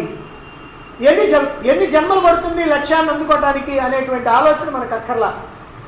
ఈ జన్మను మనం సార్థకం చేసుకున్నాం. అవన్నీ మన చేతుల్లో ఉన్నాయో లేవో మనకు తెలియదు, కానీ ఈ జన్మను మాత్రం మనం సార్థకం చేసుకున్నాం. దానికోసం మనం ప్రయత్నం చేద్దాం. ఏమైనా సరే ఈ జన్మను సార్థకం చేసుకోవటం ఒక్కటే నాకు ఉన్నటువంటి అసలైనటువంటి ఒకే ఒక్క కోరిక, ఒకే ఒక్క లక్ష్యం, ఒకే ఒక్క పట్టుదల అనేటువంటి భావనతో ఎవరైతే ఉంటారో అటువంటి వాళ్ళే ముందుకు వెళ్ళగలుగుతారు. అటువంటి వాళ్ళే ఎప్పటికైనా మోక్షాన్ని పొందగలుగుతారు. అది ఈ జన్మలో కావచ్చు, లేదా 2-3 జన్మల్లో కావచ్చు, 4 జన్మల్లో కావచ్చు. వాళ్ళకు మాత్రమే రావాల్సినటువంటి కోట్లాది జన్మలన్నీ రద్దయిపోతాయి. జరిగిపోయిందని మన చేతుల్లో లేదు, జరిగిపోయింది, కానీ జరగబోయేది మన చేతుల్లో ఉంది. కాబట్టి ఆ జన్మలన్నీ లేకుండా, ఆ మొట్టికాయలన్నీ తినకుండా, ఆ కష్టాలు, దుఃఖాలు, బాధలు, భయాలు పడకుండా మనం ఉండాలి అని అంటే ఈ జన్మను మనం సార్థకం చేసుకోవటానికి, ఈ జన్మను మనం మోక్షాన్ని అందుకోవటానికి మనం ప్రయత్నం చేయాలి అనేటువంటి విషయాన్ని మనం కనుక తెలుసుకున్నట్లయితే ఈ శ్లోకం యొక్క భావాన్ని మనం జీర్ణించుకున్నట్టు మనం అర్థం చేసుకోవచ్చు. ఇక మానవ జన్మకు సంబంధించినటువంటి ఈ మోక్షానికి సంబంధించినటువంటి విషయంలో ఏదైతే ఉందో ఆ స్టెప్స్ అన్నీ కూడా ఇప్పుడు చెప్పడం జరిగింది. అయితే జీవితంలో లభించేటువంటి అపురూపమైనటువంటి వరాలుగా మనకి 3 శంకరాచార్యులు వారు చెప్పబోతున్నాడు. అదేమిటో మనం రేపు చెప్పుకుందాం. ఏం గ్రహించారు చెప్పండి. ఈ ఒక్క శ్లోకం చాలు, మానవుడు పడుతున్నప్పుడు ఉంటే పురుషార్థం ప్రయత్నం చేస్తే ఈ ఒక్క శ్లోకంతో జన్మ కలిగింది. చెప్పినాక మరి ఆచరణ చాలా కష్టాలను మళ్ళీ గుడి పుచ్చుకొని ఉంటే సాధన చేస్తుంటే ఈ ఒక్క శ్లోకం చాలు, వాళ్ళు చాలా ఆనందంగా ఉంటారు. ఈ ఒక్క శ్లోకం చాలు. ఎంత చెప్పారు శంకరాచార్య గారు, చేయవలసిన ధర్మాలు చెప్పాడు, అర్థం చెప్పాడు. మరి ప్రయాణం చేయాలంటే మార్గాన్ని చూపించాలి. ఆ మార్గం నమ్మాలంటే ఒక గురువుని ఆశ్రయించాలి. గురువు చెప్పినట్టుగా చేస్తేనే మనం ఆ మార్గం నడవగలుగుతాం. లేకపోతే అన్ని అమ్మానాలు ఆటంకాలే వస్తాయి. మనకి అమ్మానాలు వచ్చినప్పుడు తీర్చుకోవాలంటే ఒక గురువు కావాలి. అందుకే ఒక గురువుని ఆశ్రయించాలి. గురువుగా వెళ్ళినప్పుడే శాస్త్రాన్ని మనం చక్కగా అర్థం చేసుకోగలుగుతాం, సాధనలు చేయగలుగుతాం. ఏ ఆటంకాలు వచ్చినా తీర్చుకోవడానికి అవకాశం ఉంటుంది. కాబట్టి తప్పనిసరిగా గురువు అనేది కావాలి, పట్టుదల అనేది ఉండాలి. మోక్షాన్ని పొందాలని పట్టుదల ఉన్నట్టయితే ఈ ఒక్క శ్లోకాన్ని మనం ఆచరించాలి. ఈ ఒక్క శ్లోకమే చాలా మందిలో మనం ఇంతకుముందు వేగ చూడమని చాలా కాలం కింద చెప్పుకున్నాం. మొట్టమొదటిసారి ఒకసారి 90లోనే ప్రారంభం చేసాం. తర్వాత ఓ 50 శ్లోకాలు 60 శ్లోకాలు చెప్పిన తర్వాత ఆగాం. ఇక ఆ తర్వాత మళ్ళీ 98లో మొదలు పెట్టాం. 2002 దాకా చెప్పాం వరుస డైలీ. అప్పుడు ఆ మొట్టమొదటి 90లో ఒక 2-3లో ఈ శ్లోకం వాళ్ళకి అది హృదయానికి ఎక్కింది. ఆ తర్వాత మళ్ళీ అప్పుడు కూడా ఒక 10 మంది 12 మంది ఎక్కింది. అయితే ఇక్కడ ఎక్కడ పొరపాటు జరుగుద్దని అంటే, ఈ శ్లోకాన్ని చెప్పేటప్పుడు మనకు బాగానే గుర్తుంటుంది, కానీ మన బాగానే ఒక అవగాహన వస్తుంది. ఈ శ్లోకం మన హృదయంలో ఒక తుఫాన్ రేపుద్ది, అందరికి ఖాయం. కానీ అయితే ఏమిటంటే 2 రోజులు పోయింది మర్చిపోతాం. కొంతమంది 4 రోజులు మర్చిపోవచ్చు, కొంతమంది 10 రోజులు మర్చిపోవచ్చు. కానీ జీవితంలో ఏనాటికి మర్చిపోకుండా ఉండాల్సినటువంటి శ్లోకం ఇది. అందుకని అక్కడక్కడ ఎప్పుడన్నా కనుక మానవ జన్మన యొక్క ప్రాశస్త్యాన్ని గురించి చెప్పాల్సి వచ్చినప్పుడు ఈ జంతునాం నరజన్మ దుర్లభం అనేటువంటి మాట మనం చాలా సందర్భాలు చెప్పుకుంటాం. ఏ గ్రంథం చెప్పుకునేటప్పుడు ఆ గ్రంథం ఆ మాట వచ్చినప్పుడైనా సరే ఈ శ్లోకం కనుక మనకు గుర్తుందంటే మాత్రం మనం జీవితంలో అదృష్టవంతులమే. మర్చిపోయామంటే మాత్రం, ఎందుకనంటే ఇప్పుడు చెప్పుకుంటున్నాం కాబట్టి ఈ శ్లోకం చెప్పుకున్నాం.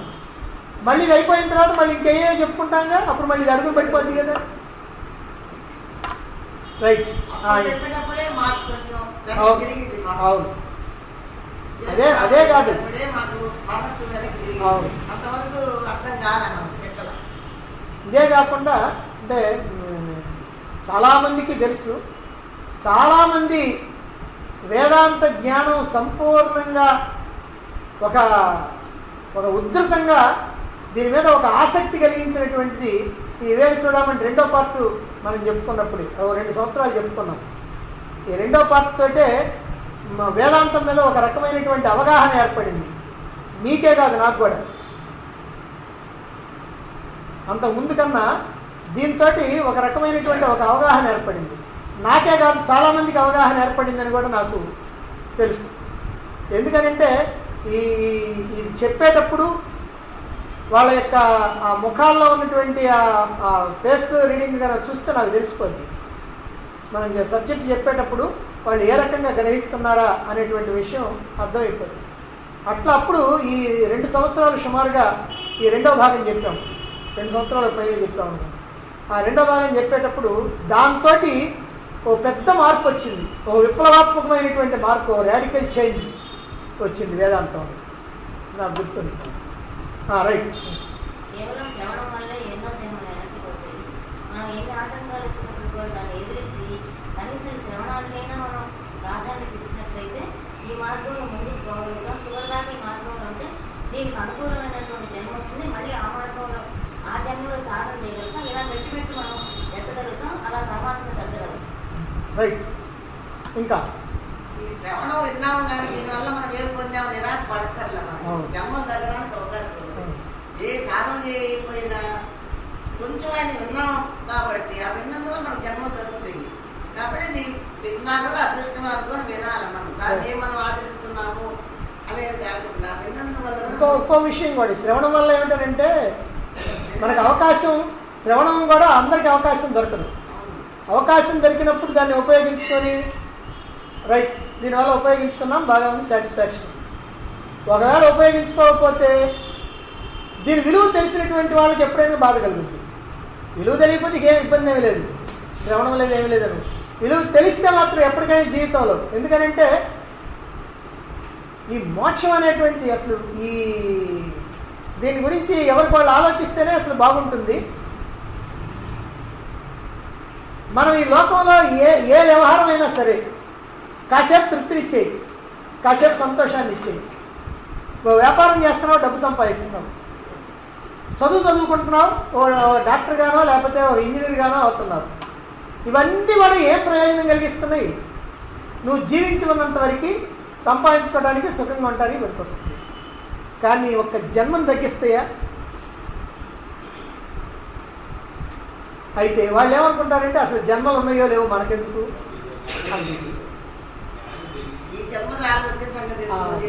అది కానీ నిజంగా ఏంటంటే ఇప్పుడు శాస్త్రాలని చెప్పింది మానవుల కోసమే, మానవుల మీద ఉన్నటువంటి వాత్సల్యంతో ఈ శాస్త్రాలను చెప్పింది.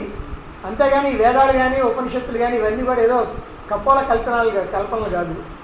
మరి ఇన్ని కోటాను కోట్ల జన్మలు, ఇప్పుడు శంకరాచార్యుల వారు ఎన్నో శాస్త్రాలని సారం పిండితేనే ముక్తిర్నో శతకోటి జన్మ సుకృతై పుణ్యై.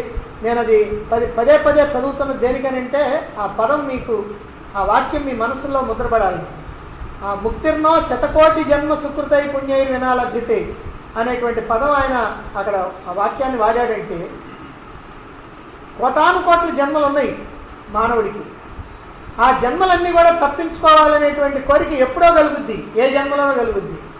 కానీ అది తప్పించుకోవడానికి మార్గం తెలియాలి, ఆ మార్గంలో ప్రయాణం కావాలి, ఆ మార్గాన్ని చేరుకోవాలి, ఆ లక్ష్యాన్ని చేరుకోవాలి. అందుకని జన్మల్ని రద్దు చేసేటువంటి అద్భుతమైనటువంటి దీన్ని మనం ఎంత ఓ రకంగా చెప్పాలంటే తేలిగ్గా చూస్తున్నాం. తేలిగ్గా చూడాలని కాదు, దాని విలువ తెలియక. ఎందుకంటే ఇప్పుడు దీన్ని తేలిగ్గా చూస్తున్నారని అంటే మీరు కావాలని తేలిగ్గా చూస్తున్నారని నేను అనుకోను. దాని విలువ తెలుసుకోలేకపోవడం, వల్ల ఏమవుతుందంటే అది తేలిగ్గా ఉంది. ఇప్పుడు మనం మీరు లోకంలో ఏమైనా చేయండి, ఇప్పుడు జీవితంలో ముఖ్యమైనది పెళ్ళి అనుకోండి, ఎగిరిగిరి గంతులు వేసుకొని పెళ్ళిళ్ళు చేసుకుంటాడు. చేసుకున్న తర్వాత ఏమవుతుంది? పిల్లలు పుడతారు. పుట్టిన తర్వాత ఏమవుతుంది? వాళ్ళు పెంచి పెద్ద చేయాలా, వాళ్ళ కోసం నీ నోటికాడికి తీసి వాళ్ళకి పెట్టాలా. అంతా అయిపోయిన తర్వాత పెద్ద అయిన తర్వాత ఏం చేస్తారు? నీ నోటికాడ ఏదైనా పెట్టాలంటే వాళ్ళ ప్రాణం అవుతుంది. ఇవన్నీ మామూలుగా జరిగేటువంటి వ్యవహారాలు. లేదు అలాగ ఉన్నా కూడా ఏమవుతుంది? నీకు కష్టం పెడతారు అంటే నువ్వు ఇప్పుడు వాళ్ళకి పెట్టావు, వాళ్ళ తర్వాత నీకు పెడతారు. ఇంతే జరిగేది. కానీ జన్మలు రద్దు చేసుకోవటానికి, మనకి రాబోయేటువంటి జన్మలన్నీ రద్దు చేసుకునేటువంటి అద్భుతమైనటువంటిది ఏమిటనంటే ఈ వేదాంతం. మీరు రామాయణం విన్నా, భారతం విన్నా, భాగవతం విన్నా, లేకపోతే ఇంకే కథలు విన్నా, లేకపోతే శివుడి గురించి విన్నా, పార్వతిని గురించి విన్నా, లక్ష్మీదేవి, ఈ కథలన్నీ ఎన్ని వింటే మాత్రం ఏముంది? కథలు వింటాం అయిపోద్ది. కానీ మన జన్మలు వద్దయిపోయేదేమిటి? మన జన్మలు లేకుండా పోయేదేమిటి? లేకుండా చేసుకోవడానికి ఏంటి? అయితే ఏమండి విన్నంత మాత్రాన్ని పోతాయండి? విన్నంత మాత్రాన్ని కూడా పోతున్నాయి. ఆ వినేటువంటి పద్ధతిలో వింటే విన్నంత మాత్రాన్నే శ్రవణం. అందుకని ఆ రోజు చర్చ పెట్టింది, పెద్ద చర్చ పెట్టింది. ఆ రోజు 2 రోజులు చర్చ పెట్టింది. అందుకే విన్నంత మాత్రాన్నే మనకి జన్మలు రద్దు అయిపోతున్నాయి. ఇంకొంచెం కనుక మనం దాంట్లో కష్టపడితే వినటం మాత్రమే కాకుండా, శ్రవణం మాత్రమే కాకుండా మనం నిధ్యాసనలుగానే చేస్తూ, సాధనలు చేస్తూ మనం ఆ మార్గంలోగానే ముందుకు పోతే మొత్తం రద్దు అయిపోతుంది. మోక్షం అంటే ఏంటి? మొత్తం జన్మలను రద్దయిపోవటమేగా. కాబట్టి ఈ జన్మలు రద్దయిపోయేటువంటి అద్భుతమైనటువంటి జ్ఞానాన్ని అవకాశం ఉన్నా కూడా వదులుకోవటం అనేటువంటి, తెలిసి కూడా వదులుకోవటం అనేటువంటి భావం ఏదైతే ఉందో అది పాపం, అది ఆ సంపూర్ణమైనటువంటి దాని ఆ విలువ తెలియకపోవడం.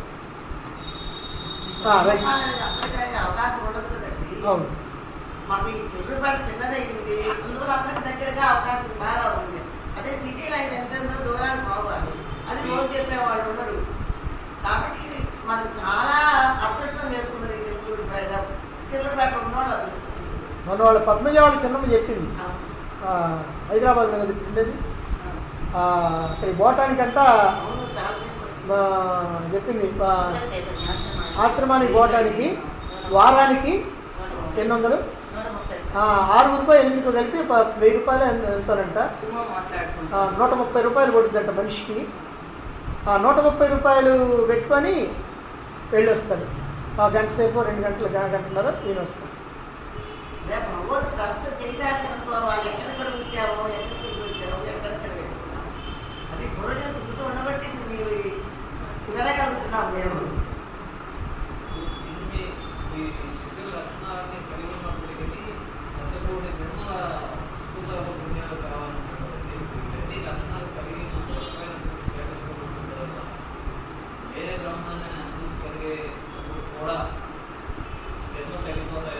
అవును, మనం ఎంత అడుగు వేసిన కొద్దీ జన్మలు తగ్గిపోతా ఉంటాయి.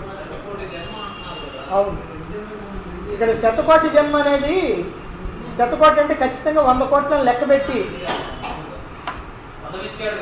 అది అంటే అర్థం ఏంటంటే ముక్తి కనుక లభించాలని అంటే అంత తేలిగ్గా లభించేది కాదు, కోటాను కోట్ల జన్మలు ఎత్తాలి అని. కోటాను కోట్ల జన్మలు ఎందుకు ఎత్తాలి అని అంటే ఈ లోకంలో ఉన్నటువంటి మానవులందరూ కూడా లక్ష్యం ఏంటి? మీరు ఎవరినైనా చూడండి, ఎవరినైనా కాదు, మనమే ఈ విషయాలు తెలుసుకోకముందు మనం కూడా ఏంది, ఏమిటి మన లక్ష్యం? ఈ జన్మ ఎందుకు? మనం ఏదో పని చేయటం, వ్యాపారం చేయటం, వృత్తి చేయటం, డబ్బు సంపాదించడం. ఆడవాళ్ళు కనుకైతే ఇంట్లో ఉంటాం, పిల్లల్ని కంటాం, పిల్లల్ని పెద్దవాళ్ళని చేయటం, ఇంటి పనులు చూసుకోవటం, వంట పనులు చూసుకోవటం, బజారుకి పోవటం, ఏమైనా కొనుక్కొచ్చుకోవటం, వ్యవహారం. దీంట్లో ఏంటంటే మనకు అదిగో ఆ ఇల్లు కావాలి, అదిగో అట్టాకిల్లు కావాలి, ఇట్టాకిల్లు కావాలి, ఇంటి కోసమో లేకపోతే డబ్బుల కోసమో లేకపోతే ఇంట్లో ఉండేటువంటి వస్తువుల కోసమో కంటారు. ఇయే కదా. ఈ రకంగా జీవిస్తే మరి అప్పుడు ఎన్ని కోట్ల జన్మలు ఎత్తాలా? పైన ఈ జన్మల్లో మళ్ళీ ఏమవుతుంది? అది కొన్ని కాస్త నీచం జన్మలు, అంటే మానవుడిగా జన్మించిన ఇందా చెప్పాము జంతు స్వభావం జన్మలు. ఆ జంతు స్వభావం జన్మలు వచ్చినందుకు మళ్ళీ జంతువులుగా పశుపక్షాదులుగా పుట్టాలా, మళ్ళీ కొన్ని కోట్ల జన్మలు పుట్టి తర్వాత ఎప్పుడుకో మళ్ళీ మానవ జన్మిస్తుంది. అంటే ఈ ప్రకారంగా జన్మలు వస్తూ ఉంటాయి. మనం ఈ మార్గంలో ఎప్పుడైతే ప్రయాణం చేసి వెళ్తా ఉన్నామో దానికి జన్మలు తగ్గుతూ వస్తాయి.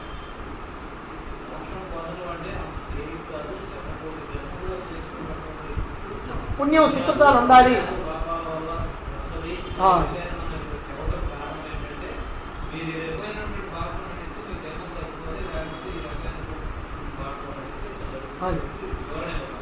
అంటే ఒక మాటలో చెప్పాలంటే ముందు మానవ జన్మ రావడానికే జన్మలు కావాలి.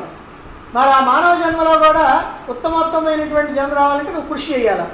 కృషి చేస్తే మళ్ళీ ఇంకొకరు మంచి జన్మ వచ్చింది, మళ్ళీ దాంట్లో కృషి చేస్తే మళ్ళీ మంచి జన్మ, అట్లా ఒక్కొక్క స్టెప్ పోతా ఉంటే అప్పుడు ఏమవుతుందంటే ఎక్కువ జన్మలు ఎత్తాల్సినటువంటి అవసరం లేకుండా, లేదా తీవ్రమైనటువంటి తపంతో తీవ్రమైనటువంటి ప్రయత్నం చేస్తే ఆ ఒక జన్మలోనో 2 జన్మల్లోనో అందుకోవచ్చు. అప్పుడు అన్ని రద్దయిపోయి అన్ని అవకాశాలు ఉన్నాయి కాబట్టి చివరికి మార్గంలో ఉంటే ఉన్నతమైన జన్మ వస్తుంది, నీచమైన జన్మలు రావు. స్పష్టంగా చర్చి పెట్టిన దగ్గర నుంచి తెలిసిందండి. సంఘంలో కూడా జన్మలు తగ్గుతాయి. అవును, అందుకు చెప్పారో లేదో నాకేది గుర్తులేదు.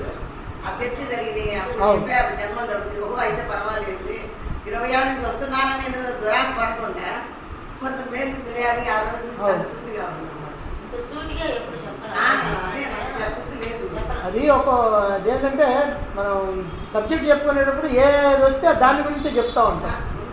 ఇక్కడ మనకు సంబంధించినటువంటి విషయం కాబట్టి ఆ రోజు 2-3 రోజులు ఖాళీ వచ్చిందని అప్పుడు డిస్కషన్ మాదిరి పెట్టి నాకు నిరాశ పడేదాన్ని. మనం ముందడుగు వేస్తుంది వేయదు కూడా అర్థం తెలీదు వేయలేదా అనిపిస్తుంది. ఎందుకంటే ఈ సంవత్సరానికి సాధించింది నాకు ఒక రోజు నిరాశ. ఆ నిరాశ పోయింది. ఆ రోజు ఒక్కొక్క శ్రవణం వల్ల కూడా మనకి ఉపయోగం జన్మం తగ్గుతుంది. కృషి చేస్తే ఇంకా దానికన్నా లేదనుకోండి. రైట్. ఇంకా నిన్నైతే అదృష్టం అనుకోవాలి. నేను రాననుకున్నా 7:30 వచ్చేది. మా అమ్మాయి వచ్చింది. మా అమ్మాయి ఎప్పుడు వెళ్తాను చూస్తా కూర్చున్నా. ఏంటంటే ఇక్కడ రావడానికి ఆ ఉన్నప్పుడు మాట్లాడాలంటే మా అబ్బాయి ఒప్పుకోడు, మా అమ్మాయి ఒప్పుకోడు. నీకు నేను కూడా లెక్కలేదు అనే భావన వాళ్ళకి వస్తే మా అబ్బాయికి లెక్క వస్తుంది. కూతురున్నాక వెళ్ళాల్సిందేనా అంటారు. దాని దగ్గర ఈ ఆటంకాలు వచ్చి లేట్ కూడా కావటం సరిపోయింది. అదే అనుకో వాళ్ళ పెట్టలేదుగా అనిపించింది. ఈ తప్పన ఈ మార్గంలో ఏమైనా ముందుకు పోవాలని తప్పనంటే ఆటంకాలు కూడా వాటంతా అదే పెరిగిపోతాయి. మనం తెలియకుండానే మన రవ్వంకి నెట్టేస్తారు. నాకు తప్పకుండా అసలు మా వాళ్ళు వద్దాం 7:30 ఇప్పుడే పోతానండి అంది. ఏమని విన్నవరకు వెళ్ళాలి అని ధైర్యం చేసి అబ్బాయి వస్తా అన్నాడు. నువ్వు వచ్చాడు ఇంకా బాగుపడి. ఇలాంటి సంఘటనలు నాకు జీవితంలో ఎన్నో ఉన్నాయి. మనం వాటిని మళ్ళీ సమీక్షించుకున్నప్పుడే తెలుస్తుంది, లేకపోతే తెలియదు. భగవంతుడి యొక్క అనుగ్రహం మన మీద ఉన్నది అని అనటానికి ఆ సంఘటనలు మనం ఆ దృష్టిలో మనం చూసినప్పుడే మనకు తెలుస్తుంది. ఏదో జరిగిందిలే, ఏదో చేసేవాళ్ళే, ఏదో నా తెలివితేటలతో నేను అని అనుకుంటే తెలియదు. నాకు 2-3 సార్లు ఎదురైంది ఇట్లా. ఓం సర్వే భవంతు సుఖినః సర్వే సంతు నిరామయాః సర్వే భద్రాణి పశ్యంతు మా కశ్చిద్ దుఃఖం